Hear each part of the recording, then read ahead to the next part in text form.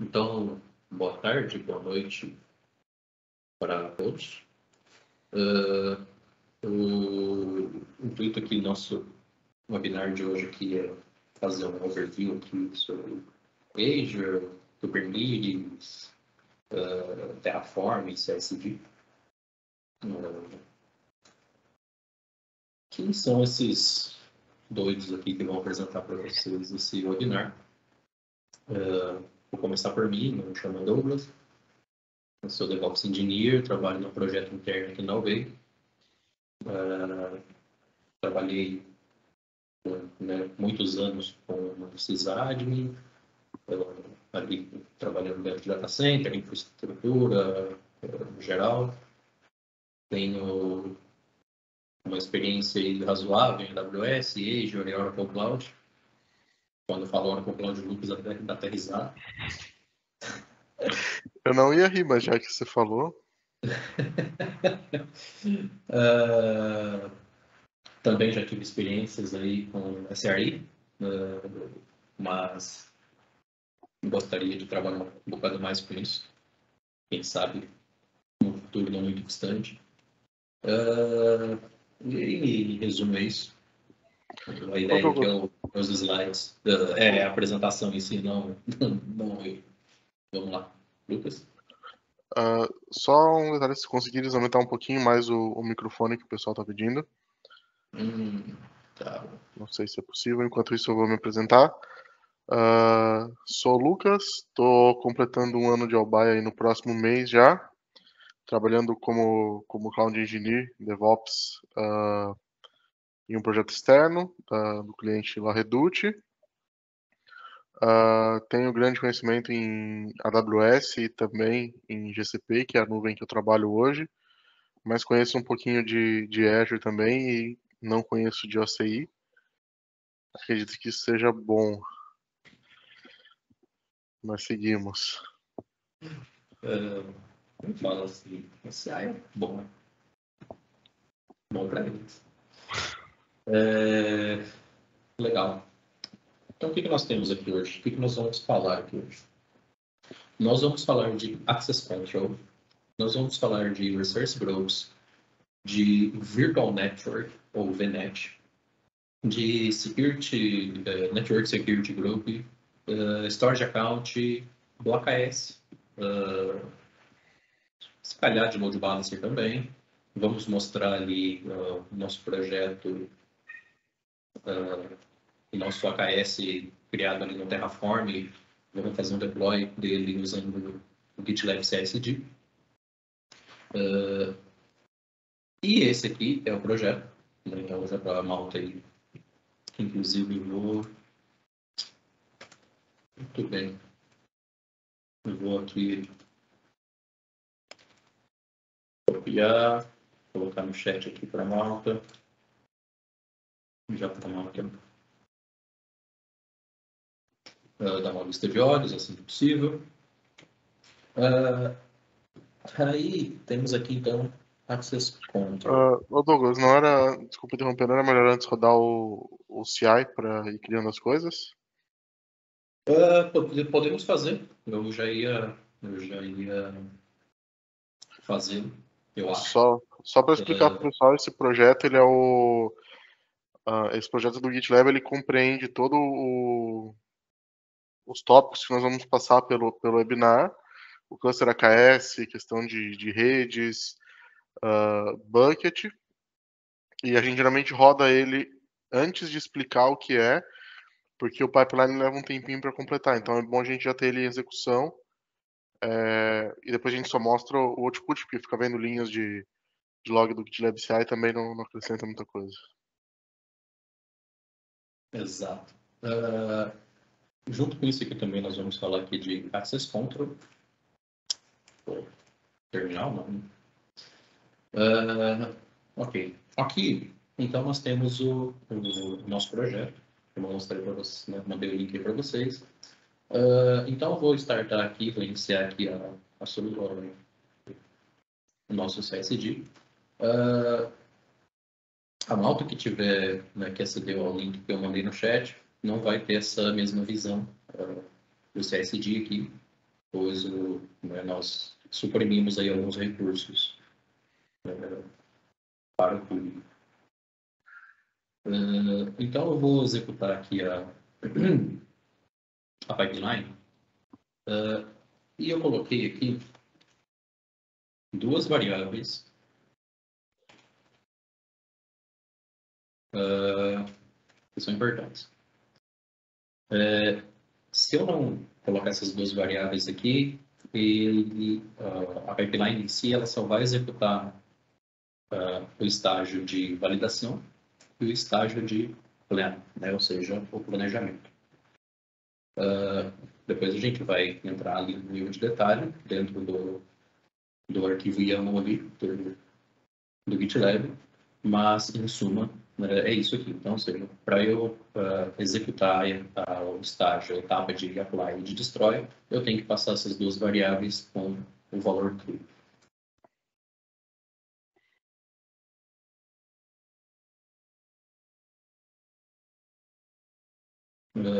Muito bem.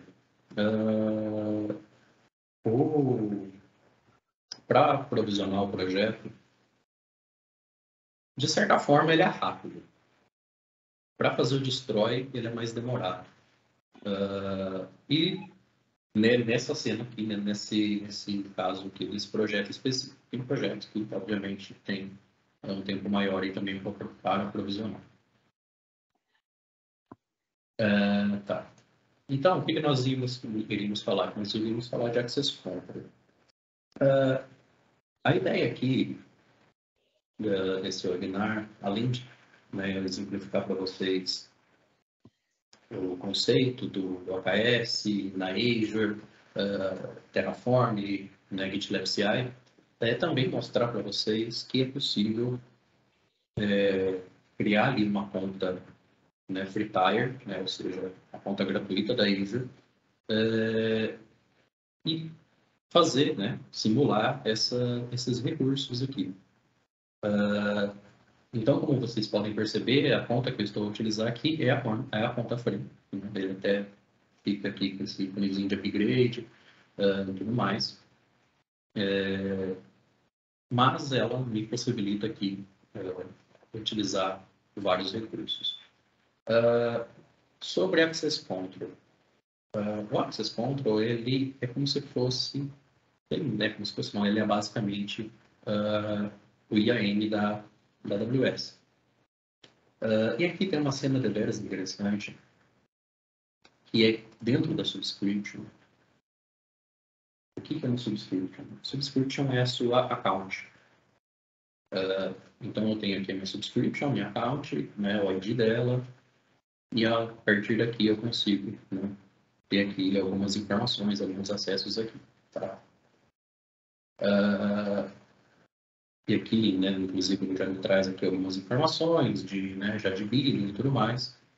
Né, nos testes aqui que eu já fiz, ele me trouxe aqui um billing extremamente baixo. Porque, obviamente, estou a utilizar recursos aqui que não cobrem pelo free tier.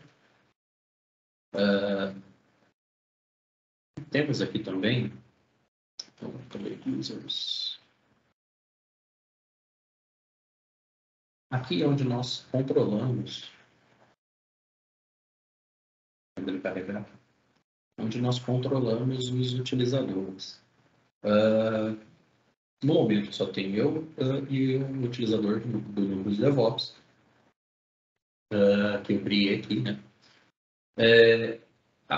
Uma coisa que é interessante, não basta tu adicionar o utilizador aqui ou convidar se você não der uma role para ele, se você não der um papel para ele. Vou dar um exemplo aqui. Você dentro do livro de DevOps, aí aqui ele me traz algumas informações desse profile. E aqui eu tenho as roles para esse utilizador. Na altura que eu coloquei uma role de global admin, mas né, tem várias outras roles aqui que eu posso, roles, né, padrões que eu possa utilizar. Essa aqui é uma built-in. Ou eu posso, obviamente, customizar uma role. O que é uma role, né? Como eu disse, é um papel, né? Então, ou seja, eu traduzo, né? Eu falo para esse utilizador quais permissões ele vai ter através desse papel, né? Então, qual é o papel dele aqui dentro dessa account. Com isso, eu consigo, né, utilizar, adicionar roles por aqui, agora que eu estou pensando numa cena. Lucas, o meu zoom aqui tá ok? Precisa que aumente? Acho que se der pra aumentar um pouquinho mais, fica melhor. Eu só me dei conta disso agora, com as perguntas. Melhorou? Sim. O Ótimo. pessoal do chat tá ok? Bom, enquanto a malta aí responde, já peço perdão novamente pela falha que eu acabei não me dando conta que poderia estar pequeno. Então, com isso aqui, nesse head aqui, eu consigo adicionar as roles, eu consigo selecionar aqui a role que ele já tem, remover, né? Bem simples, bem intuitivo. E sem a role aqui eu não consigo, o meu utilizador ele não consegue fazer quase nada aqui. Na verdade, ele não consegue fazer nada. Voltando aqui.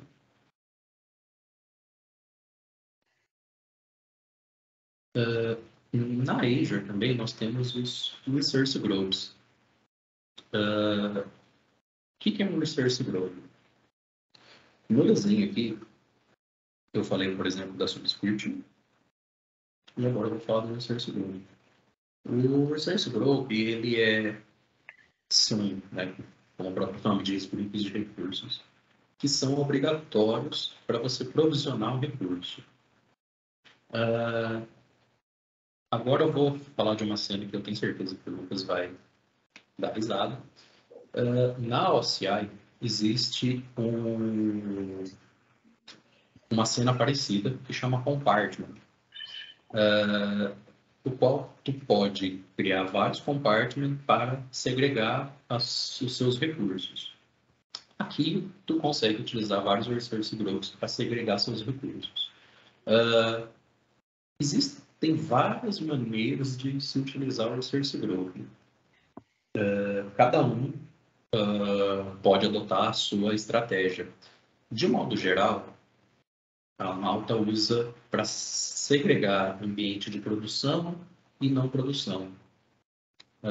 Ou ambiente, um resource group somente para banco de dados, um resource group somente para máquinas virtuais e assim por diante.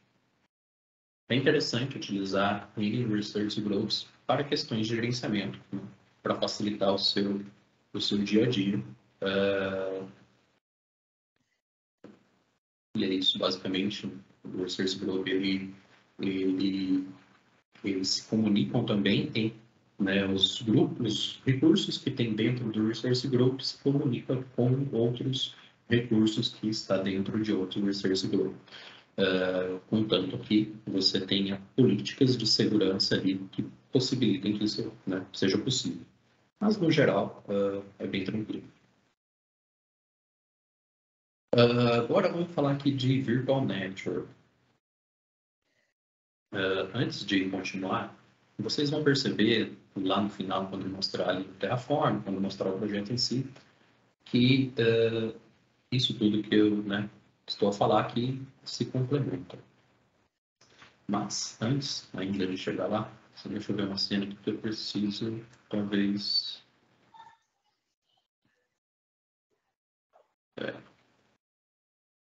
dar um play.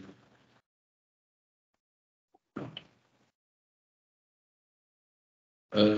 O que é a Virtual Network, ou VNet, né? Na AWS existe a VPC. Na Azure existe a VNet. Na Oracle Cloud existe a VCN, né? Que é a Virtual Network, que eles têm lá. Em suma, são todas muito parecidas. A funcionalidade dela. Então, a VNet em si, ela é como se fosse o nosso switch core, o qual ele tem o controle do nosso bloco de IP, né? Então, por exemplo, eu tenho lá um bloco de IP 10.0.0.0.0/16. Então, esse é o meu bloco de IP da minha rede inteira, né? E depois eu segrego isso em linhas subnets. Eu posso colocar outras subnets ali abaixo e cada subnet pode estar numa região específica, né? Isso é deveras interessante.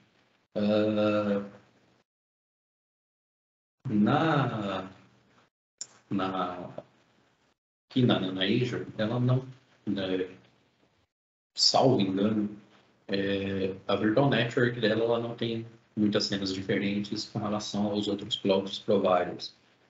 Mas é interessante você saber que você consegue, né, trazer o seu bloco, né, de IPs públicos, o seu DNS server, tudo para Azure, né? Mas isso também não é nenhuma novidade para quem já trabalha com cloud provider ou para quem não trabalha com cloud provider.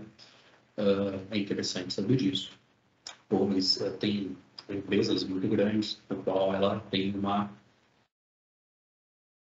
contrato ali, o qual eles cedem não, né? Eles têm o domínio, né? Eles têm ali alguns IPs públicos e o qual eles de repente gostariam de continuar utilizando esses mesmos IPs públicos devido à sua aplicação, né?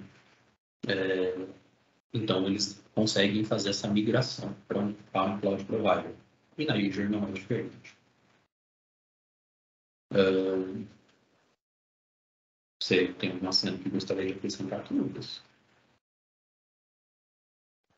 Não, para essa parte tá tranquilo. Se de repente quiser comentar algo sobre a divisão das redes em diferentes zonas de disponibilidade, algo do tipo. Pode ser.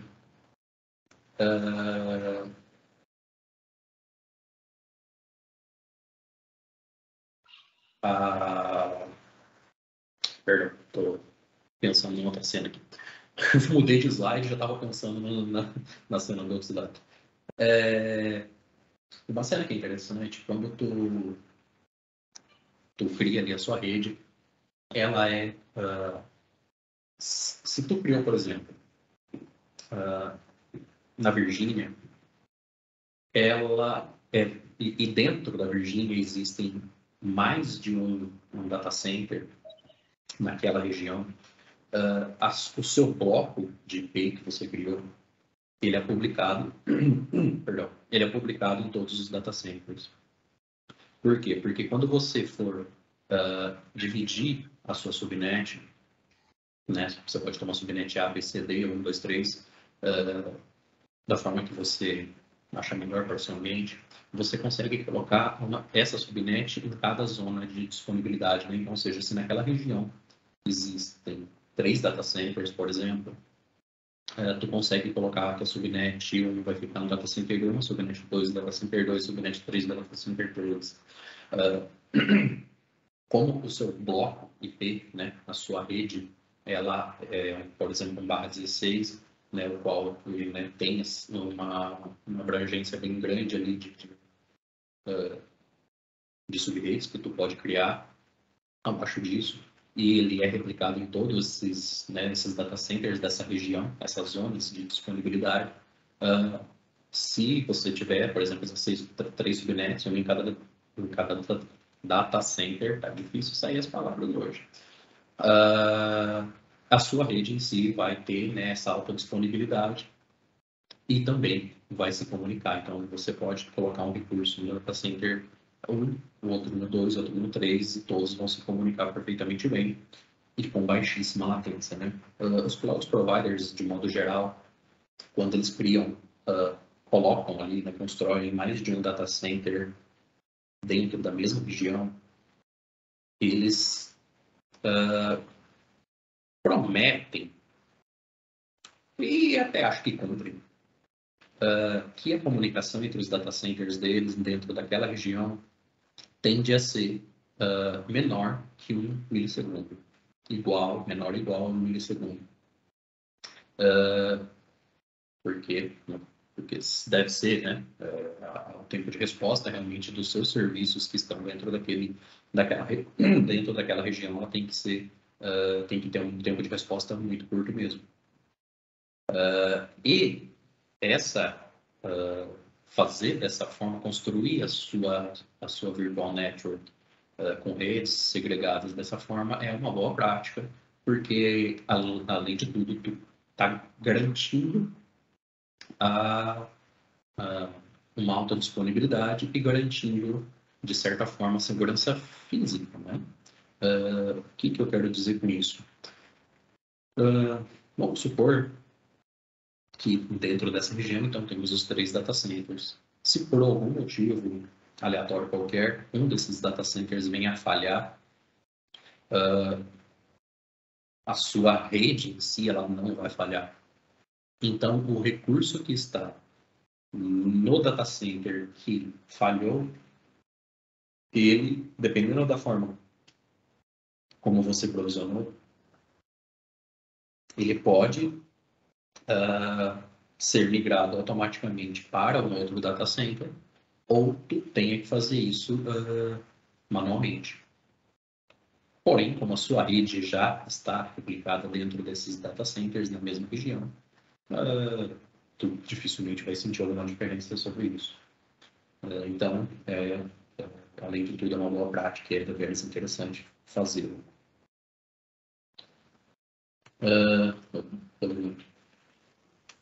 Network Security Group. Vocês vão perceber que os nomes são até bem parecidos, né, entre cloud providers, para quem trabalha aí com outros cloud providers.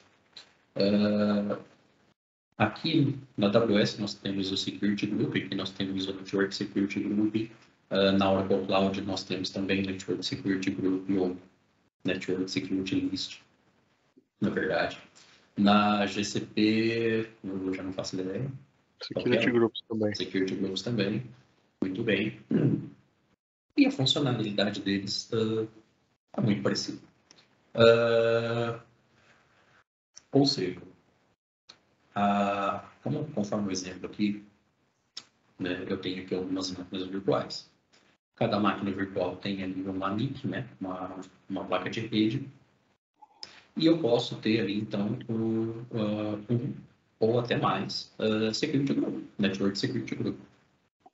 Como o primeiro exemplo ali da primeira máquina virtual. E nele nós controlamos as regras de entrada e as regras de saída. Perdão. Na Azure, eles têm alguns recursos adicionais ali que possam ser até interessantes, mas né, não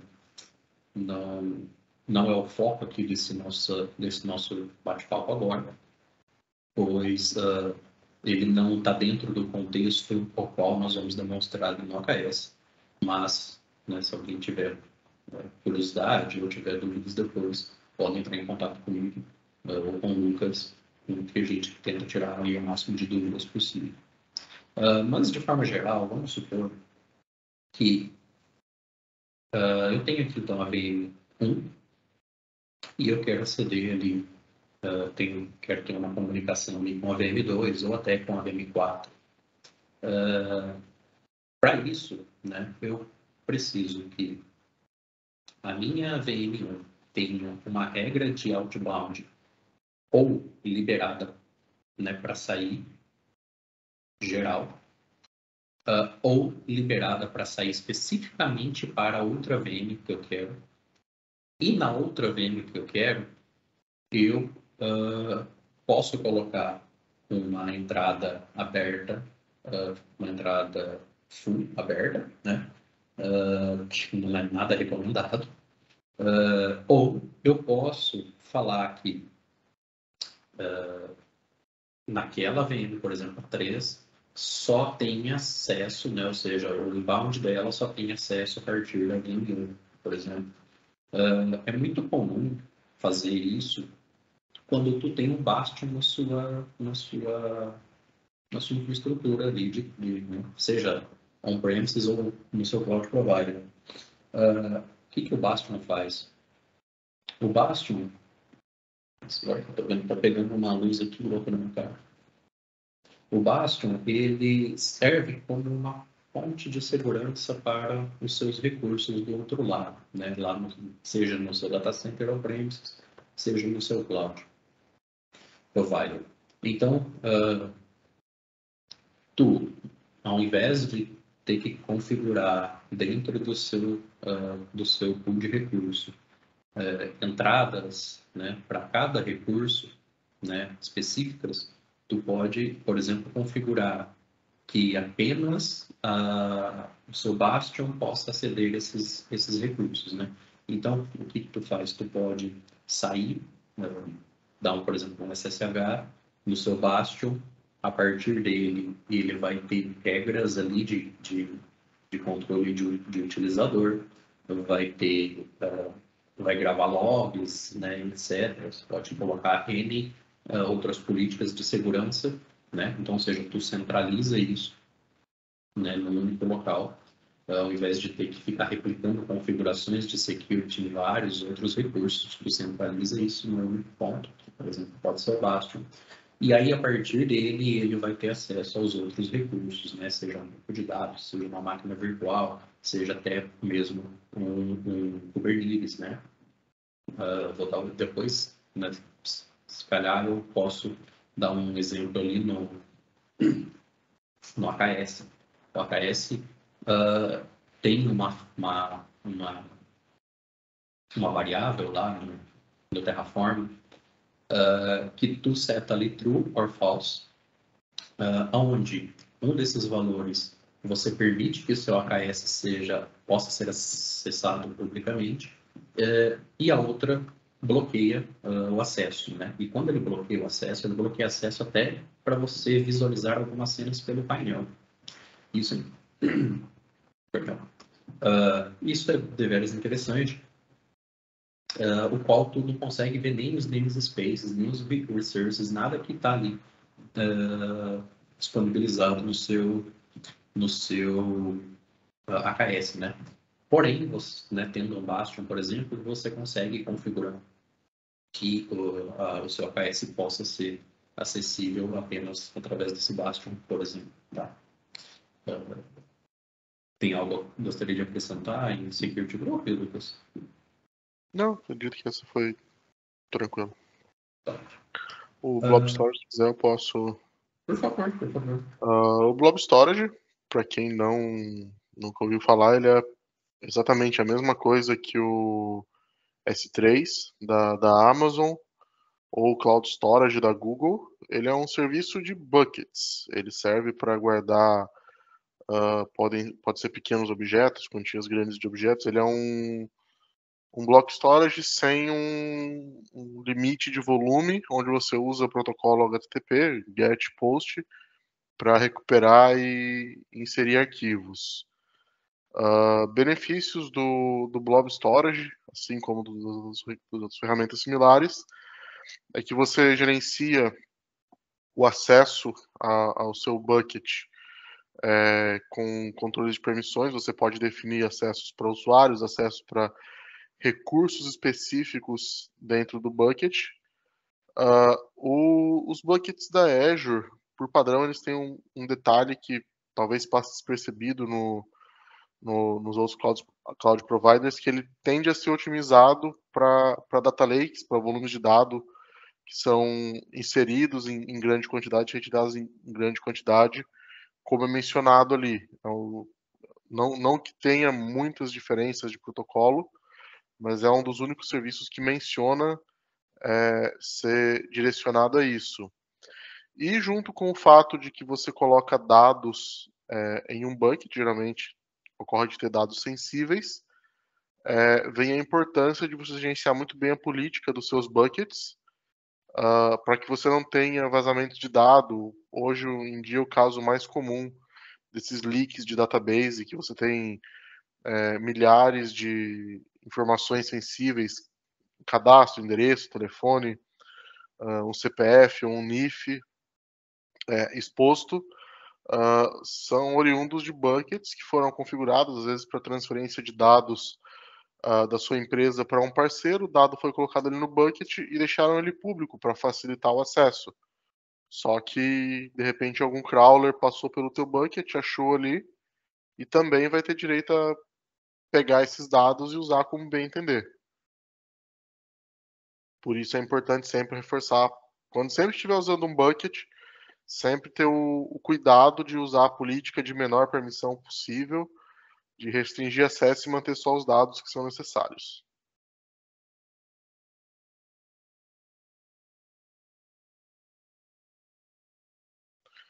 E a parte do AKS também eu falo um pouquinho, depois o Douglas complementa. O AKS é o serviço gerenciado de Kubernetes da Azure, similar ao GKE da Google e ao EKS da Amazon. O conceito é que você não tem, na verdade, acesso ao master ou ao grupo de masters que gerencia seu cluster. Esse recurso fica a cargo do cloud provider e eles te cobram por isso, mas eles garantem que esse master vai ter uma disponibilidade de 99,999999 e que, em teoria, seu cluster nunca vai ter um problema pelo master não estar disponível ou com alguma configuração errada. A ideia é que você paga o custo de uma máquina, geralmente, em torno para esse master, e pelos seus nodes worker, e toda a gestão de configuração. Você declara alguns parâmetros, como a rede que seu cluster vai estar, permissionamento, você diz a versão do Kubernetes que você quer usar, mas todo o aparato de ferramentas que o cluster tem para funcionar fica a cargo do cloud provider.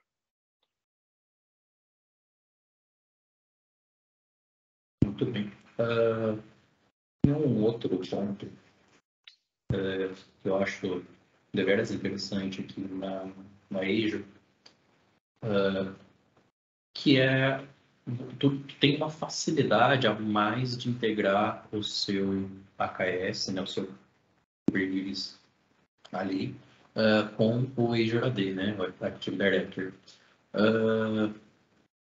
Com isso, né, tu consegue centralizar o seu gerenciamento de utilizadores, né? Então, ou seja, desde o do seu AD, tu consegue falar, né, consegue lá setar uma regra, né, falando que aquele gajo pode pertencer a um determinado grupo, qual esse determinado grupo pode ter ou não uma policy de acesso ao AKS. Tá? Outros cloud providers também é possível fazer isso, mas através de outras soluções, não é nativo.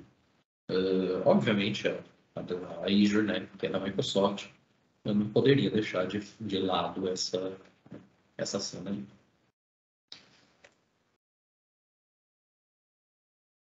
Bom, aqui temos aqui umas referências, por isso não pulei nada, não pulei nada. Temos algumas referências, né, da nossa documentação, que é para onde nós tiramos essas informações. E vamos mostrar aqui o que interessa. Primeiramente, deixa eu só ver se a pipeline executou com sucesso. Perfeito.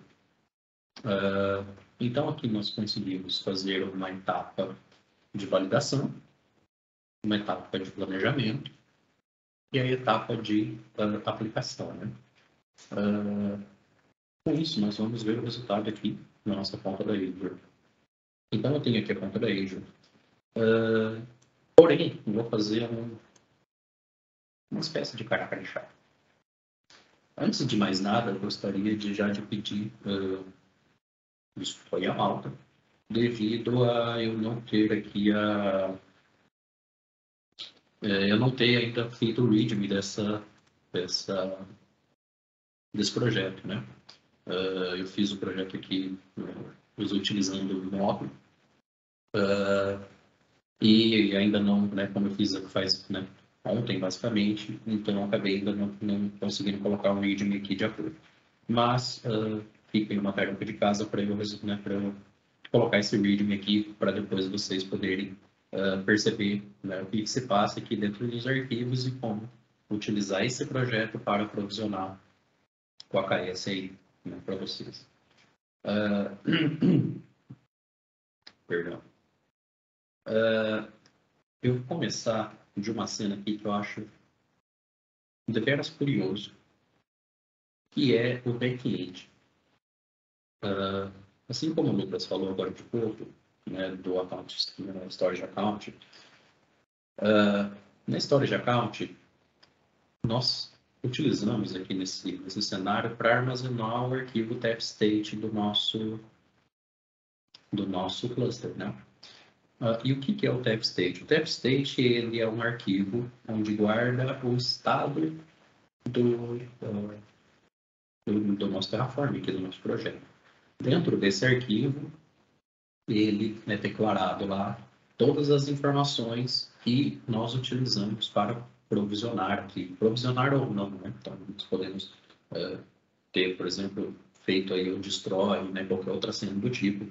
Então, nós, né, fica dentro desse tf-state. E é interessante você, obviamente, guardar o teu tf-state num local seguro, com controle de acesso, e também que tem alta disponibilidade. Né? Não é nada interessante ter guardar no seu repositório Git, devido a essas cenas que eu acabei de falar, o qual dentro do tf-state ele é armazenado secrets, né? Certificados, ele é armazenado informações que não devem ser expostas. Né?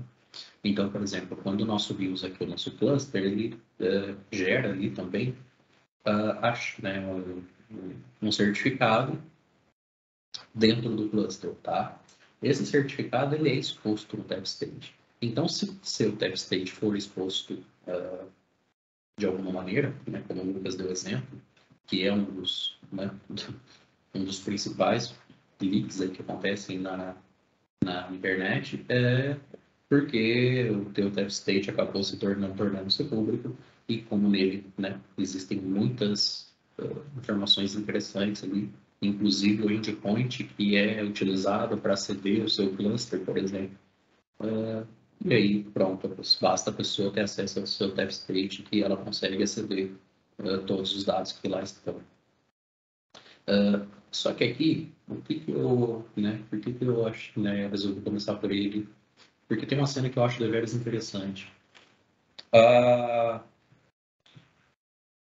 Por padrão, nós tentamos utilizar no Terraform meios. Como que eu posso falar? Nós tentamos utilizar meios para facilitar o entendimento, facilitar o gerenciamento, o troubleshoot do nosso dia a dia, né? O que eu quero dizer com isso? De modo geral, nós tentamos colocar todas as variáveis que podem ser alteradas no dia a dia, né, ou de tempos em tempos, num arquivo chamado, seja lá qual nome for, .tfvars. Só que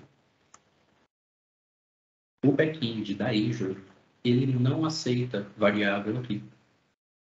Isso eu acho deveras engraçado, se não estranho ou esquisito.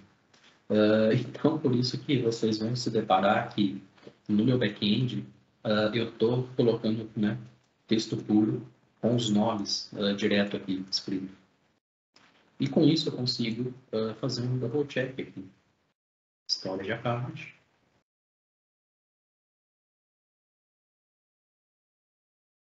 Então, o que eu tenho aqui? Eu tenho o Resource Group Name. Esse storage account ele segue com esse Resource Group Name. Então, vocês podem ver o Abrinar, o AKS. Trazer esse gajo para cá, não atrapalhando. Que é aquela cena que eu falei para vocês, né? Todo recurso ele está dentro de um Resource Group. Então, nós temos aqui, eu tenho aqui o meu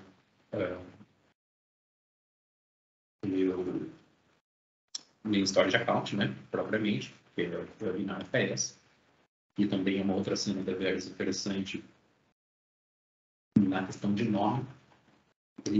né, existe um limite para esse nome muito pequeno e ele deve ser tudo minúsculo e também não pode ter nenhum outro caractere, né, um hífen, nem nada do tipo. Então, eu vou aceder ele aqui. Dentro do Storage Account, a Israel trabalha com o conceito de container.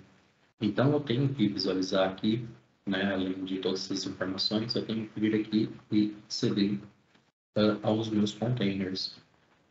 Então, aqui dentro, eu posso ter como se fossem subpastas, né?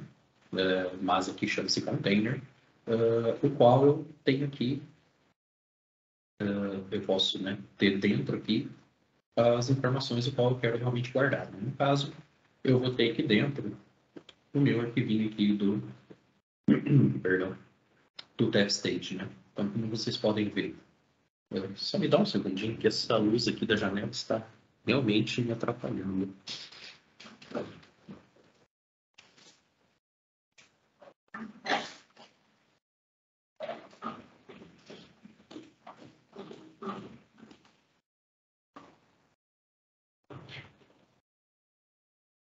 Só mais um instante que ainda não.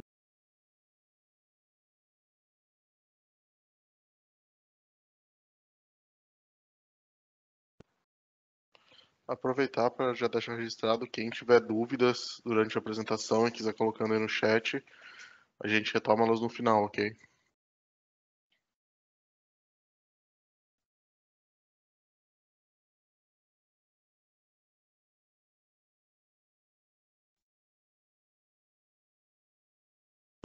Bom, peço perdão, não resolveu, também não vai resolver, porque para ajudar o meu story acabou de quebrar. Bom, então aqui nós temos o arquivinho do TFState, como vocês podem ver, ele foi modificado aqui recentemente, né? Que foi a última alteração ali que a nossa pipeline fez. E pronto, tá. Aqui eu tenho o costume de sempre utilizar um arquivinho chamado locals, onde eu utilizo essa função aqui, locals no Terraform, para não é só utilizado para tags, obviamente, mas eu gosto muito de utilizá-lo para tags, ou para eu consigo facilmente guardar, né, juntar aqui as minhas tags que eu utilizo. E aqui temos o main. O meu main aqui, ele provisiona um resource group, né, para esses outros recursos que eu vou utilizar aqui. E utilizo dois módulos aqui, um de network e um do AKS. Os módulos, eles facilitam muito a nossa vida, principalmente nessas situações de, né, apresentar um webinar ou então fazer um challenge, né, de alguma empresa, ou, né, de algum outro webinar que possa ter, de um treinamento, qualquer coisa assim. Mas, particularmente, no dia a dia, eu prefiro provisionar os recursos separados, né, porque eu tenho uma melhor gerência e consigo aproveitar melhor ali o máximo de cada recurso, né? Então, com isso aqui, eu provisiono a nossa network, né? Tem aqui o nosso bloco de IP, né? Que é a nossa virtual network. Tem aqui o prefixo da nossa subnet. E utilizo aqui, né? Coloco aqui um name, né? Pego de uma variável. E como eu falei lá, eu gosto muito de utilizar locals, né? Então, aí, quando eu vou passar uma tag, isso facilita a minha vida ao passar dessa forma aqui. O mesmo aqui para o AKS. Uma outra cena interessante é se em algum momento tu for utilizar módulo para provisionar algum recurso no seu dia a dia, dê preferência para utilizar os módulos, né, que foi desenvolvido pelo dono daquele recurso, né? Então, por exemplo, estou aqui a utilizar provisional AKS, né? Então, da onde que eu vou pegar o módulo? Eu vou pegar da própria Azure, um módulo de AKS deles, né? Então, sei lá, por exemplo, eu vou provisionar um, um EKS, que é da AWS, então, de preferência, pegue um módulo criado, desenvolvido por eles mesmos, tá? Isso é uma recomendação, mas não é uma obrigatoriedade, tá? Pois tem cenas que a Gasly pode nos obrigar a utilizar outros módulos de terceiro, né? Vou dar um exemplo. Tem um módulo muito mais completo de AKS desenvolvido pela Claranet, o qual engloba muitas outras cenas e ele é muito, muito, muito completo. É realmente muito bom. Porém, para o nosso dia a dia aqui, né? Nosso dia a dia não, mas para o nosso exemplo, né? Aqui, o foco é mostrar para vocês que numa account free tire a gente consegue provisionar, né, recursos, como por exemplo o AKS, de uma maneira simples, rápida e fácil, sem ter que ficar colocando muita cereja no bolo, tá? Então aqui nós temos algumas cenas interessantes. Uma delas é aquela que eu falei para vocês anteriormente sobre o nosso cluster ser público ou não, né? Então com isso eu tenho aqui essa flag aqui, né? Se eu setar true, o meu cluster ele torna privado. Se eu manter ela false, meu cluster torna-se público. Assim como para várias outras cenas aqui, né, como o prefixo aqui eu posso colocar um nome, né, de preferência ali do meu projeto. Eu mantive o default aqui, pois não era, não precisava, não era necessário fazer uma alteração aqui. E eu consigo com isso fazer várias outras cenas, como trabalhar com auto-scaling, utilizar a policy da Azure, seto aqui a quantidade mínima de nós no meu cluster, a quantidade máxima de nós, né? Eu posso colocar aqui também a quantidade máxima de pods né, e outras coisas. Tudo isso você encontra na documentação do próprio módulo, tá? Então, se tu aceder lá ao registro da Terraform, procurar por esse módulo, tu vai perceber todas essas cenas lá. O qual é interessante. Um complemento sobre código de Terraform e Azure. A maioria dos cloud providers geralmente tem uma ferramenta própria, uma linguagem própria para provisionar recursos, mesmo sendo compatível com o Terraform, como tem o CloudFormation da AWS. A Azure vai no outro sentido. Então, grande parte da documentação da Azure, que você encontra na documentação oficial, já conta com exemplos de código em Terraform para você provisionar os recursos. Geralmente muito bem explicados, com todos os parâmetros que é possível utilizar no módulo de Azure oficial deles. Muito bem. Tem uma cena que eu até gostaria de mostrar para vocês, mas eu acabei me embolando todo aqui no começo da apresentação, o qual eu tive que trocar de portátil. Isso vai me atrapalhar um pouco aqui mostrar para vocês. Mas eu gostaria aqui de poder aceder ao cluster, mas para isso eu vou ter que fazer algumas cenas aqui que não era suposto eu fazer nessa minha máquina virtual. Bom, como eu havia falado para vocês, tem uma outra cena aqui que é muito utilizada, que é o DevVars. O que nós normalmente utilizamos? Isso aqui. A ideia é que você centralize informações que podem ser fáceis de ser encontradas ou podem ser alteradas de uma maneira fácil no seu dia a dia, né? Então, para que você não tenha que criar uma documentação super extensa e dentro dessa documentação tu falar, para você alterar o tamanho do nó que está com o seu, né, que está lá no seu agente pool, você tem que aceder ao arquivo .tf na linha tal e alterar a informação lá. Para que você possa alterar a versão do seu, né, Kubernetes, você tem que aceder o aks.tf e na linha tal vai ter lá o parâmetro X que você pode alterar.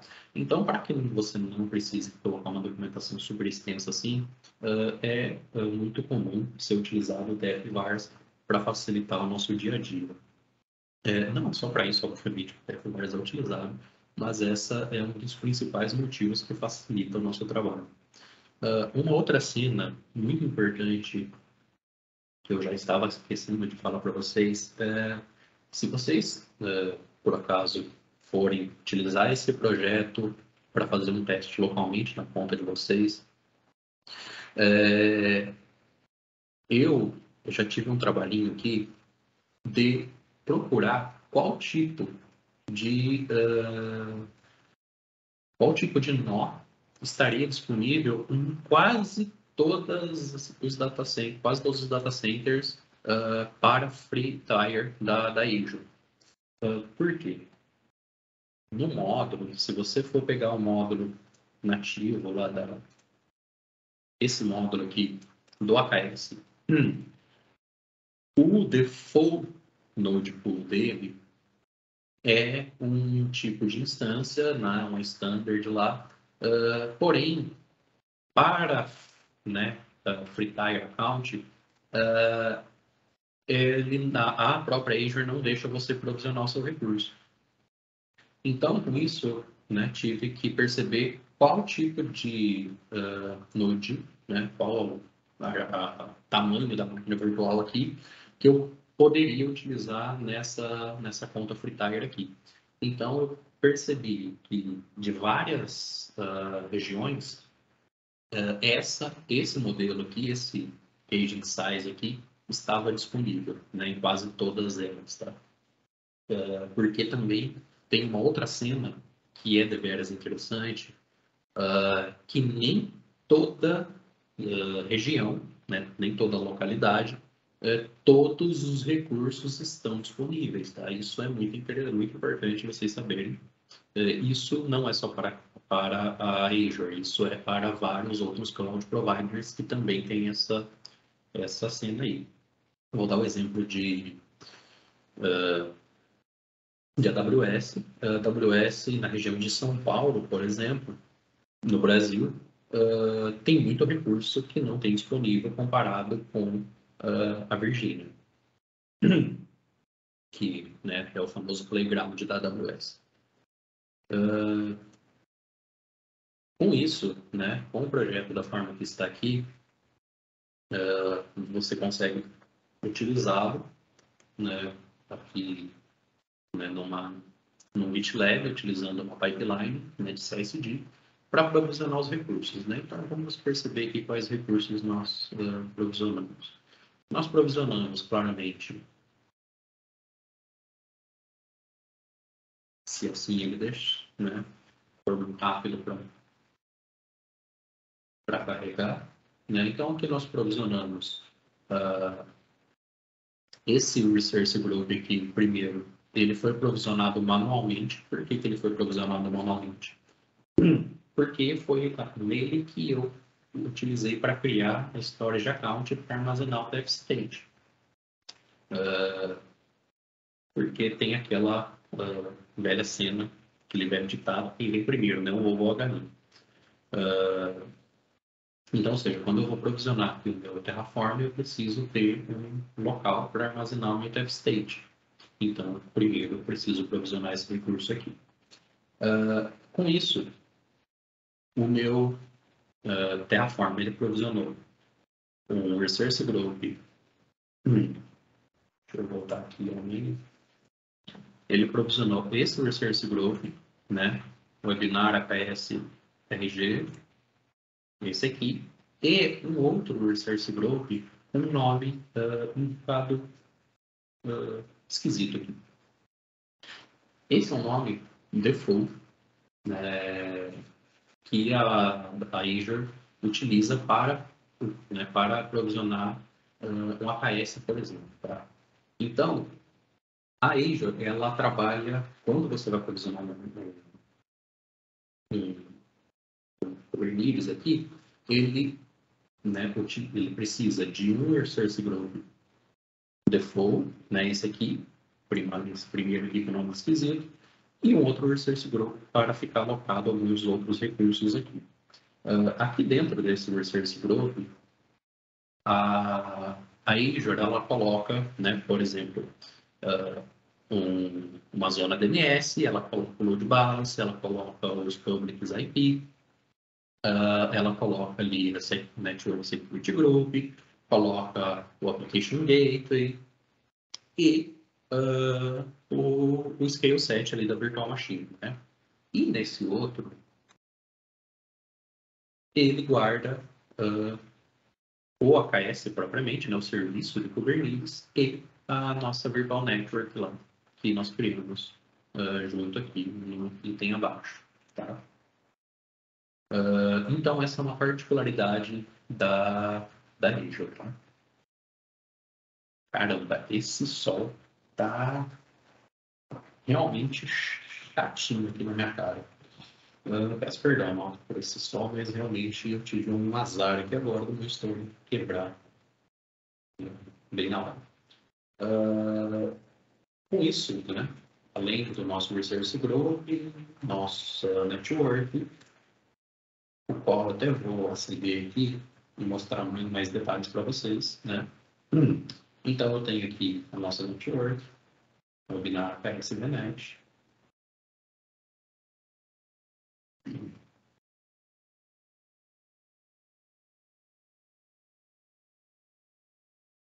Tenho aqui as nossas tags, né? São interessante utilizar tags, principalmente para gestão de custos.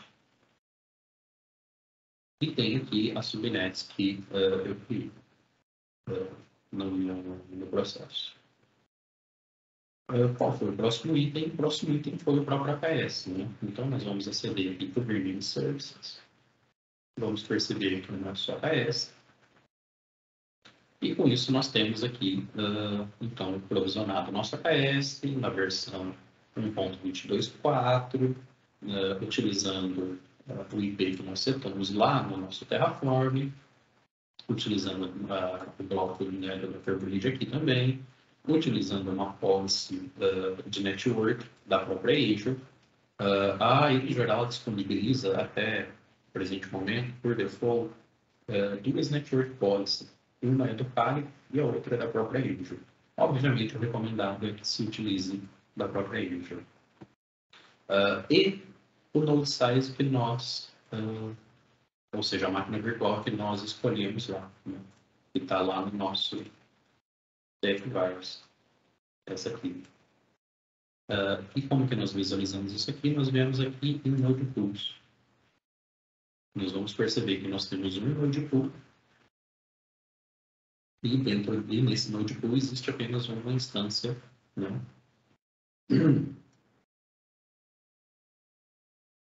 Uma instância aqui com essa VM, que é um nó com esse tipo de VM aqui. Também na 1.22.4, na versão do Kubernetes 1.22.4, ela está disponível em duas zonas. Tenho aqui também, né, aquela informação que eu havia mostrado para vocês, eu tenho aqui um máximo de pods por nó de 100, coloquei aqui um disco de 50 GB, posso aqui, né, também ter mais informações do meu nó, tenho aqui algumas configurações, que aqui é interessante, essa configuração aqui, deixa eu voltar aqui. A Azure, ela permite você criar Node Pool com dois modos, um do tipo System e um do tipo User. Aí tu me pergunta qual que é a diferença. Caramba, esse som tá me atrapalhando bastante. Não consigo ficar olhando para o ecrã. O tipo System, ele permite que você provisione qualquer, né, cena ali, qualquer coisa que você precisa provisionar no seu AKS, ele permite você provisionar no Node do tipo System, tá? O Node do tipo User, ele permite você utilizar apenas o seu workload. Ele não, você não consegue, por exemplo, colocar, colocar ali alguns, né, alguns recursos, como, por exemplo, o Kubedinin, você não consegue colocar ali tá me fugindo a palavra agora, mas você não consegue colocar ali algumas cenas que são necessárias para gerenciamento do seu cluster, tá? Então, o mais recomendado pela Azure é que você tenha dois notebooks, um do tipo System e um do tipo User, onde do tipo User você vai subir o seu workload, né, ou seja, as suas aplicações, e no do tipo System você vai manter ali apenas os workloads default que a própria Azure precisa utilizar, né, a própria Azure não, a própria Kubernetes precisa utilizar para manter ali o seu cluster em pé. Né? Então, vai ter ali dentro, está me fugindo as palavras agora, mas vai ter ali dentro cenas de CNI, vai ter dentro o OMS Agent, vai ter várias outras cenas ali. Que, né, são deveras interessantes tu fazer nessa segregação. Com isso, o Node do tipo System, ele vai utilizar muito menos recurso, ou seja, muito menos CPU e muito menos memória. Com isso, tu consegue provisionar um Node do tipo System inferior ao seu Node do tipo User. Então, é interessante tu perceber a carga do seu workload diário, né? Porque você consegue segregar dessa forma o seu workload e trabalhar com uma gerência de custo aí mais eficiente, né? Você não precisa ter dois node size, né, do mesmo tamanho ali, duas máquinas virtuais do mesmo tamanho, uma para o system e uma para o user. Tem uma pergunta aqui, quero saber qual estratégia pode ser adotada para usar a faixa Spark em um cluster, onde seja possível fazer uso de PySpark para coletar informações de blob e enviar para um banco de dados na Azure. Já que eu respondo, deixa eu só finalizar isso aqui, que já estamos bem próximo aqui, tá? E aqui no nosso Terraform, nós já não temos mais recursos a serem provisionados. Ou seja, né, dentro aqui, obviamente, do meu módulo de AKS, ele provisiona vários outros recursos, mas em suma era essa facilidade que eu, né, queria passar aqui para a Malta. Né? Ou seja, com um código simples e enxuto, vocês conseguem provisionar um cluster do AKS, utilizando o Terraform, GitLab CI, e, né, ser rápido aí ser ágil no seu dia a dia e trazer essa facilidade. Lucas, tem algo a colocar? Talvez só dar uma repassadinha no arquivo do GitLab CI para... Sim, ótimo. Bem lembrado. Eu tinha aberto ele e já tinha esquecido. Aqui, o que nós temos aqui de interessante, Camara? O arquivinho aqui do GitLab CI, ele precisa aqui de uma imagem de container default, né? O qual nós estamos a utilizar uma versão light do Terraform. Nós estamos pegar do Docker Hub da própria HashiCorp, né? Então, estou passando aqui HashiCorp, né? Terraform e a tag a light. Esse entry point aqui é um entry point default, também recomendado para se utilizar essa imagem. Aqui eu seto algumas variáveis, né, que eu posso, né, utilizar aqui durante o meu processo. Eu vou cachear algumas informações aqui do meu projeto, né? Então, por exemplo, aqui eu seto uma variável chamada tfroot, o qual ele armazena o meu CI Project Dir, né? Quem é o meu CI Project Dir? É o meu, esse nome aqui, né? Azure-Create. Então, com isso eu consigo, né? Eu vou cachear aqui dentro, né, dessa variável, que o resultado é esse aqui. Essa é uma variável padrão do próprio GitLab, uma variável global deles, interna, que tem na documentação do GitLab CI. Então, aqui dentro eu estou guardando, né, dentro do meu Azure Create, eu estou guardando a minha pastinha com Terraform e o meu Terraform Log HCL. Quais são os estágios que nós vamos passar? Nós vamos passar pelo Validate, pelo Plan, Apply e o Destroy. No meu Validate, ele é bem tranquilo, então ele vai aceder aqui ao meu projeto, né, conforme mencionei aqui anteriormente. Ele vai dar um Terraform init, né, ou seja, quando tu precisa executar o seu projeto Terraform, o primeiro comando que tu deve inicializar é o Terraform init. O Terraform init é responsável por fazer a leitura do seu código, perceber quais módulos ali dentro ele precisa carregar, quais os providers ele precisa carregar, fazer o download disso, instalar, se necessário, alguma cena e validar o seu back-end. Em seguida, o comando Terraform Validate. O que o Terraform Validate faz?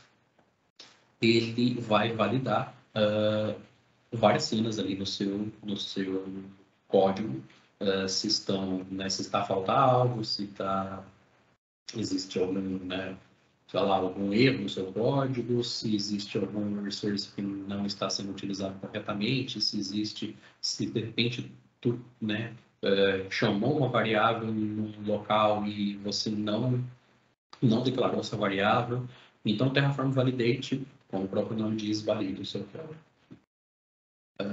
Aí nós temos a etapa de planejamento. Aqui eu vou fazer um check da versão, vou fazer um init novamente, vou aceder ao meu projeto e vou rodar um plan. Aqui tem uma informação de verdade interessante que, como eu estou a utilizar um conceito chamado Service Principal na Azure, no meu projeto eu seto aqui algumas variáveis lá em CICD Variables. Aqui eu seto algumas variáveis, né, que também estão lá na documentação da Azure, de como eu posso trabalhar com a Service Principal. Então, ou seja, eu crio o Service Principal através de comando. Em seguida que eu crio o Service Principal, ele me joga as informações ali no meu ecrã, né, o qual ele vai me jogar o Tenant ID, o Subscription ID, o Client ID e o Client Secret. Com isso, eu devo setar essas variáveis, né, ou localmente, na máquina no qual eu vou executar o código, ou aqui no GitLab. Feito isso, estamos aqui. Feito isso, na etapa de pleno, eu tenho que passar aqui para ele essas duas variáveis, o meu Client ID e o meu Client Secret, né, o qual eu passo a variável e pego lá daquela variável que está lá no projeto. Né? E com isso ele consegue executar o plano sem que eu precise instalar o Azure CLI ou qualquer outra cena de integração com o meu Azure no meu runner, né, na imagem de apoio ali que eu estou a utilizar para rodar esse CI. Né? Em seguida, ele tem uma dependência aqui, né, ou seja, ele depende do validate. Depois eu tenho o apply, também, né, bem simples, checa a versão, faz o init, acede ao projeto, faz o apply com auto-approve, né, auto-approve ele é necessário aqui para a pipeline, porque toda vez quando você vai executar um Terraform Apply, e se você executar no seu terminal, tu vai perceber que ele fica guardado um yes or no, né? Então, para tu executar dentro de uma pipeline, tu precisa passar o autoapprove para que ele consiga passar. Também reutiliza aquelas variáveis aqui. E aqui tem uma outra cena interessante, que é aquela que eu comentei com vocês no começo, o qual, para eu executar a minha pipeline, eu preciso passar lá uma variável chamada plan, por valor true, e essa etapa é manual. Então, ele executa a etapa de validate, executa a etapa de plan, e se eu passar essa variável com valor true, ele fica aguardando eu dar um play manual lá. O mesmo para a etapa de destroy. Então, ele faz toda essa cena aqui, version, init, recebe o projeto, faz o destroy também com autoapprove, e também tem uma regra, né, que ele só vai executar se existir uma variável chamada destroy com valor true e também metade manual. E aí, com isso, eu posso ver, né, perceber aqui que a minha última etapa, que é a etapa de destroy, ela não foi executada, ela está aqui aguardando uma ação. Então, se eu vier aqui e der um play, ele vai começar um processo para destruir o meu projeto todo, né? Então, ele vai limpar minha conta ali, porque tudo que tem na minha conta, basicamente, é o que eu criei aqui para esse webinar. Como essa etapa ela demora, não vou ficar aguardando o processo finalizar como um todo, porque senão nós vamos ficar aqui dentro do código. Mas depois vocês podem fazer um teste aí na conta de vocês, utilizando esse projeto. Eu acredito que seja isso. Lucas, tem algo a falar antes de iniciarmos responder as perguntas da moto? Não. Tá, deixa eu então só ler aqui novamente a pergunta do Caio César A. Pereira. O que o Caio perguntou aqui? Quero saber qual estratégia pode ser adotada para usar Apache Spark em um cluster Kubernetes, onde seja possível fazer o uso de PySpark para coletar informações do blob e enviar para um banco de dados na Azure. Eu, sinceramente, não sei responder essa pergunta agora. Eu me comprometo a fazer uma pesquisa e te responder isso depois, Caio. Peço perdão. Mas se o Lucas souber, vai ser interessante, porque eu também vou descobrir. Caio, se você puder complementar, eu vou falando aqui, eu conheço bem pouco de Apache Spark, mas algumas estratégias gerais focadas no Kubernetes. Se não for essa exatamente a sua dúvida, tu pode complementar ali no chat que a gente tenta direcionar para o lado correto. Mas pensando na estratégia de usar o Spark com o Kubernetes, como você tem o executor e tem o... Peraí, deixa eu ver o nome aqui que eu não esqueci. O driver. A ideia é que você tenha segregado em node pools diferentes o seu driver, que fica sempre rodando, e os executors em um pool de nodos específicos, que fica sempre com scale 0 ou pro scale 1. E quando ele recebe uma nova carga de dados para processar, o driver vai tentar escalar novos executors, e daí o metric server e a API do Kubernetes em si se encarrega de aumentar o número de nodos dessa pool. Você põe certamente com uma quantidade de recursos bem maior de memória e CPU, de acordo com a sua necessidade. E o Kubernetes escala essa pool e vai agendar os teus executors para rodarem nessas pools. Terminou, ele vai encerrando. Conforme vai encerrando, o autoscaler se encarrega de reduzir o cluster novamente.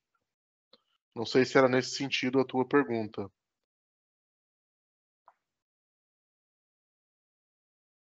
Bom. Você pode usar também, aqui nós não contemplamos, mas a parte do... Tem a parte do bucket que você pode fazer também, e a parte do banco, principalmente, você pode já fazer todas as configurações direto pelo Terraform, de repente no mesmo código, se você tem um único projeto, daí você cria o banco direto pelo Terraform, ter toda a estrutura gerenciada, e daí o deploy do Spark você acha bastante tutorial na internet de como seguir exatamente isso. Mas detalhes específicos da aplicação, infelizmente, eu não consigo te fornecer. Muito bem. Muito obrigado também, Lucas, pelo esclarecimento. Também foi deveras interessante para mim. Gostaria de saber também se mais alguém tem perguntas a fazer, por favor. Se pronunciem, podem abrir o microfone ou colocar no chat. Estamos aqui ainda Não com sei se alguns vocês têm minutos. permissão para abrir o microfone, mas se alguém quiser falar, é só avisar que a gente libera aqui também.